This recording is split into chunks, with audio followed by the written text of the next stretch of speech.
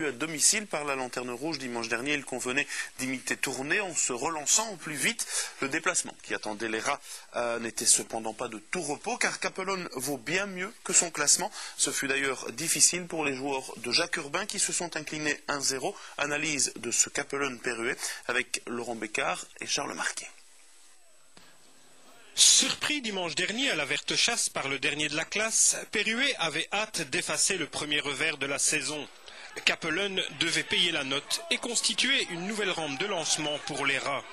Hélas, il s'est avéré que le revers contre Willebroek n'était pas un accident de parcours, mais plutôt le signe avant-coureur d'une sensible baisse de régime. Kubil 6 se chargeait d'en faire la démonstration au quart d'heure, semant ainsi le doute dans les esprits perruésiens. Il est certain qu'aujourd'hui, défensivement, on a été plus approximatif, je vais dire, que ce soit dans les missions défensives comme dans les missions de relance. Il est évident aussi que, à part le rush final, je pense que devant, on n'a pas été non plus très présent, en tout cas très sollicitant pour l'adversaire, ce qui fait que, en un mot commençant, je vais dire pendant une heure, Cappelen a été plus mobile que nous. Ils ont eu un meilleur jeu de mouvement que nous. On savait que c'était pas une mauvaise équipe, loin de là. Et les Flandriens auraient dû le confirmer 10 minutes plus tard via la conversion d'un pénalty légitime commis par Thibaut sur Meusen. De Keyser s'avançait mais ne pouvait prendre Brion en défaut. Le portier visiteur sauvait ainsi la mise des siens et préservait le suspense de la rencontre. Mais hormis quelques occasions par-ci par-là, Perruet ne profitait pas de l'arrêt de Brion pour rebondir dans la partie. Le Racing bafouait son jeu, ne trouvant pas la solution pour contrer la stratégie locale. Comment ça se fait, c'est difficile à expliquer. Je pense qu'on ne peut pas dire qu'on est mauvais. L'envie, elle est là. Le problème, c'est qu'on n'arrive pas à retrouver notre football, je pense, au sol. On n'arrive plus à reproduire nos phases de jeu d'il y a quelques semaines. Donc, c'est ça qui est un peu plus difficile. Maintenant, il n'y a pas de miracle. Dans le foot, c'est comme ça. Il y a des victoires, il y a des périodes un peu plus creuses. À nous de travailler, retenir les leçons, par exemple, de ce soir. Je pense qu'on a été un cran en dessous. Il faut le reconnaître aussi par rapport au match où on gagnait. Donc il faut se remettre au boulot et puis dès lundi commencer à travailler, il ne faut pas baisser la tête. On passe une période difficile, mais bon, il faut continuer à travailler.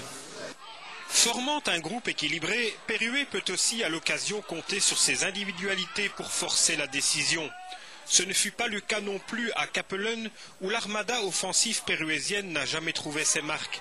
Tant collectivement qu'individuellement, le Racing est passé à côté de son sujet. On a du mal à marquer aussi et je jette vraiment pas la pierre à nos attaquants. Je pense qu'on est un groupe, c'est ensemble. Si on a un peu plus de mal à marquer, c'est toute l'équipe. Si on défend bien, si on défend un peu moins bien, c'est toute l'équipe aussi. Donc je pense que c'est des choses à régler entre nous, en discuter et surtout travailler sur le terrain parce que c'est là où on doit faire la différence. Peut-être l'un ou l'autre chez nous a-t-il besoin de souffler un peu. Donc tout ça, on va réfléchir à tout ça dans les prochains jours et on a un noyau de 21 joueurs donc voilà, il y en a certainement l'un ou l'autre qui pourra redémarrer ou prendre la relève, ce qui n'est que la logique, sinon on ne prend pas un noyau de 20 ou 21 joueurs. Habitué au succès depuis le début de la saison, le supporter perruésien s'en est retourné déçu. 2 défaites d'affilée après une spirale positive, cela fait mal. Mais ce serait vite oublier le début de saison fantastique de leurs favoris et surtout les ambitions mesurées du club ennuyé, formulées en début de compétition. Ne l'oublions pas, le Racing est avant tout un promu qui vient de loin, de très loin.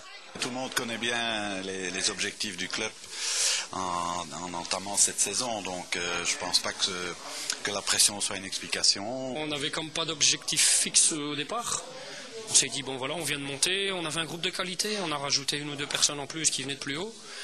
Donc je pense que les objectifs sont venus indirectement, quoi. C'est plutôt les gens extérieurs qui ont pensé à jouer dans le top 5, à essayer d'avoir une tranche.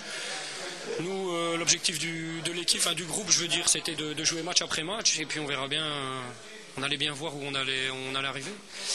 Mais bon, il ne faut pas être tout négatif non plus. Je pense qu'il faut retenir le positif aussi des dernières semaines et repartir de l'avant directement dimanche prochain.